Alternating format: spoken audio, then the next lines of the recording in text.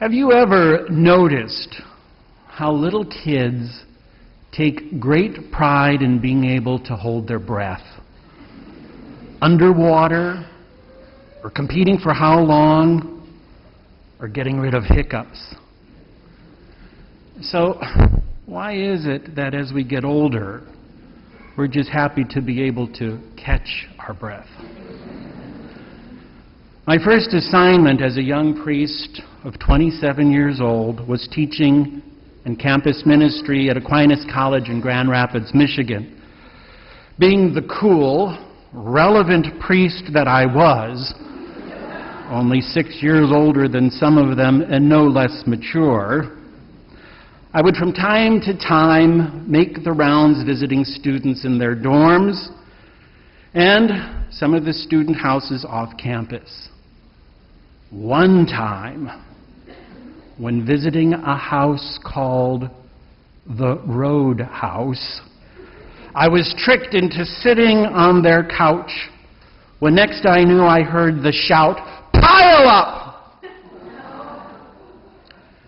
and quickly found myself under what amounted to a football pile.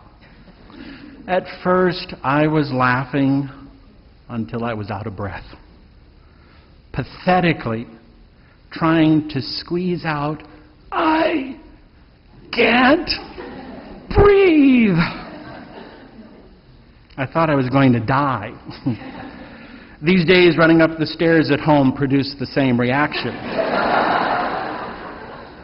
That episode, though, taught me the importance of breathing, not just for staying alive, that one's kind of obvious, but for speaking, for being heard. When we lose our breath, it is hard to speak. This explains why a guy sounds like an idiot trying to talk to that special girl who just took his breath away. Or why, when a person is struck with fear, they hyperventilate and can't speak. Or why a singer misses the note, or why an athlete quits the race.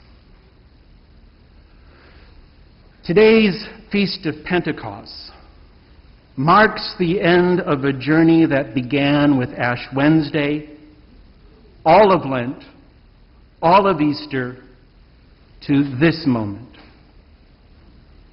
We might think today is less significant than Christmas and Easter, but it is on a par with these great solemnities, warranting for the Church 8 days of celebration, the octave of Pentecost. So we need to take note of what it means, what it calls us to, what it says to us. Imagine for a moment the first disciples in that room, behind locked doors, fearful of the world beyond the safe hideaway of their own making. What inspired them? What made them set aside their fears to catch their breath?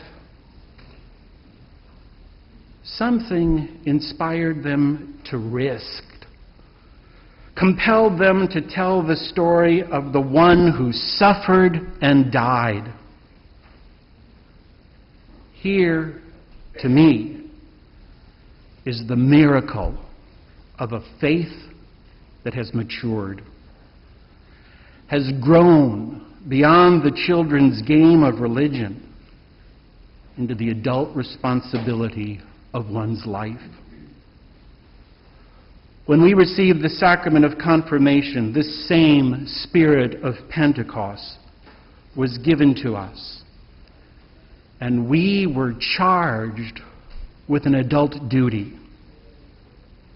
to allow our faith to grow up.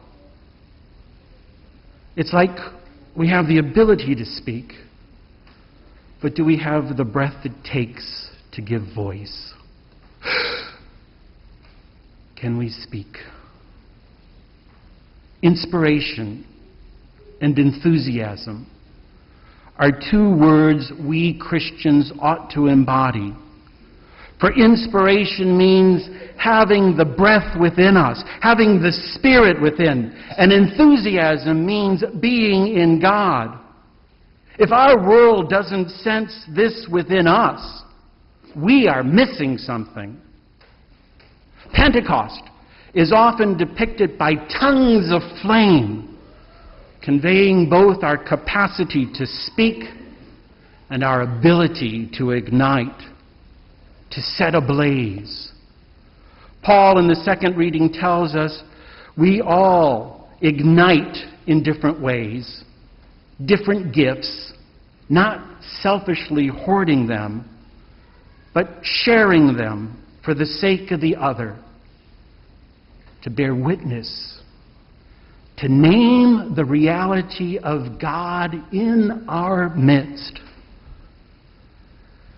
There is a philosopher named Alistair MacIntyre, a professor emeritus of Notre Dame University, who speaks of a notion he calls the self-narrative. Basically, the self-narrative means this: that when we tell people the story of who we are, we face a twofold moral reality.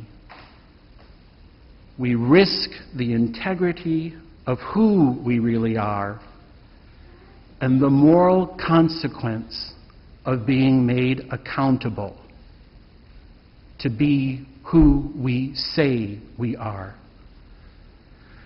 If I tell you I am an honest man, my words demand an inner integrity. I must be honest with myself, and I need to be accountable for this.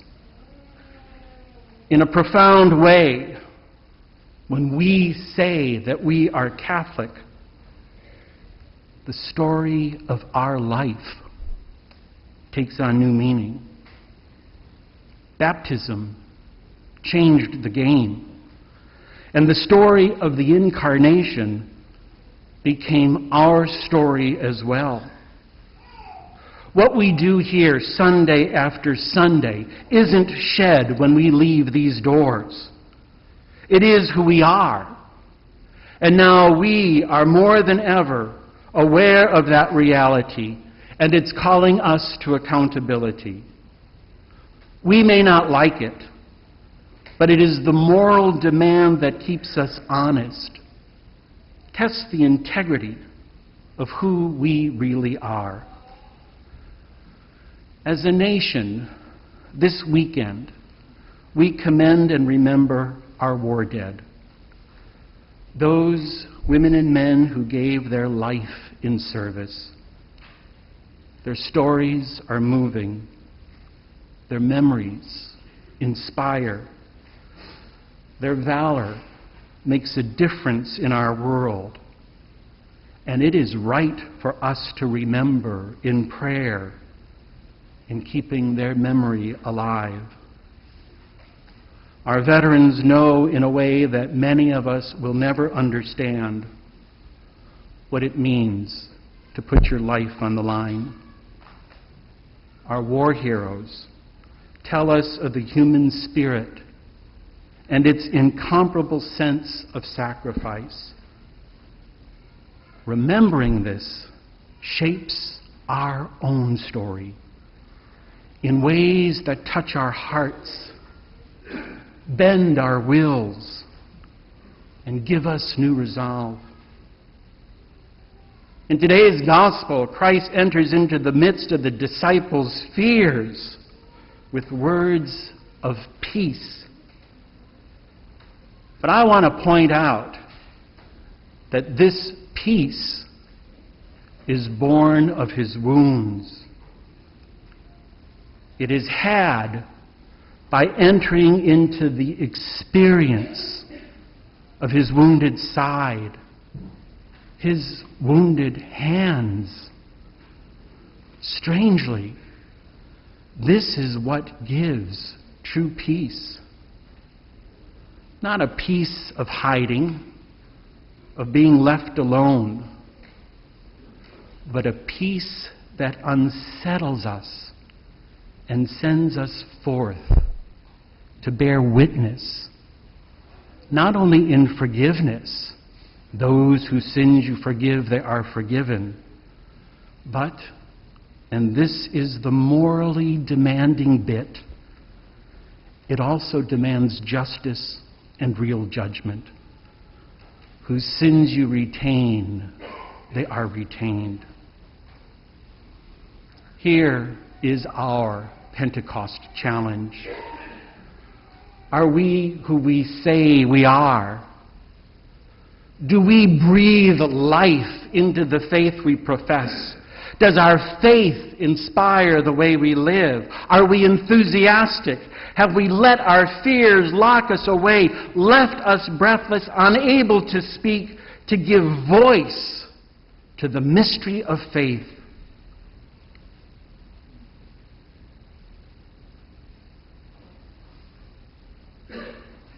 If so,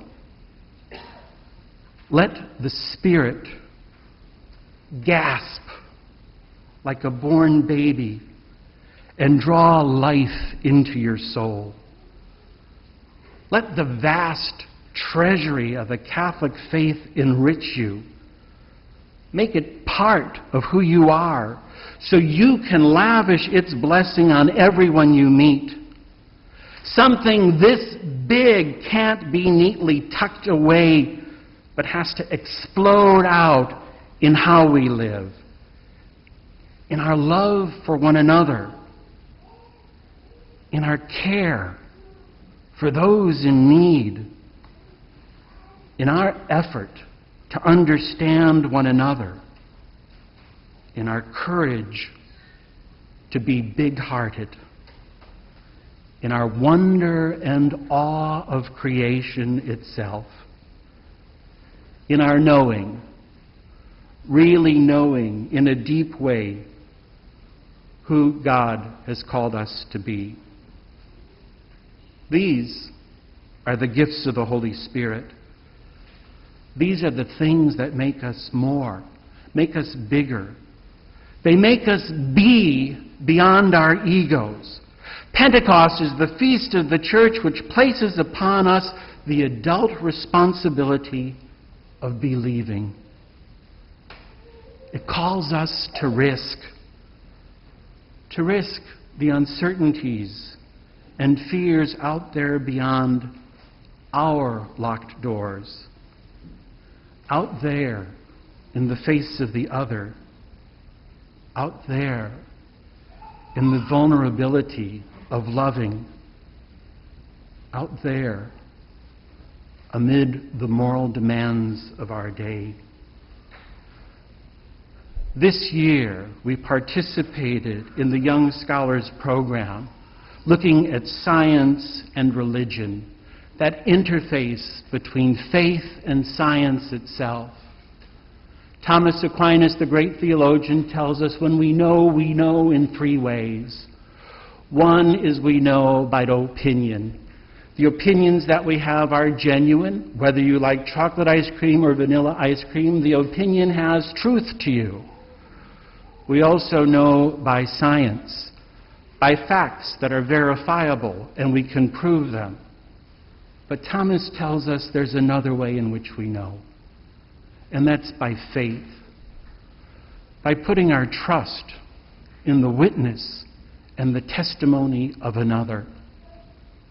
We love one another not because we've proven it scientifically, but because we believe in one another. And in these days of our own inquiry, the mystery of the world requires our engagement, requires our exploration. Asking tough questions and looking for the hard answers demands an integrity that as Catholics, we are who we say we are. The question of human life,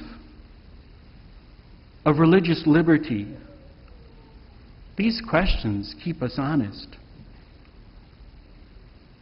May that Holy Spirit breathe in us and give us courage to be who we say we are. Come, Holy Spirit, come. Bend the stubborn heart and will. Melt the frozen. Warm the chill.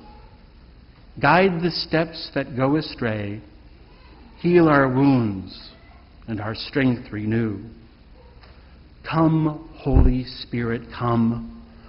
Veni Sancte Spiritus.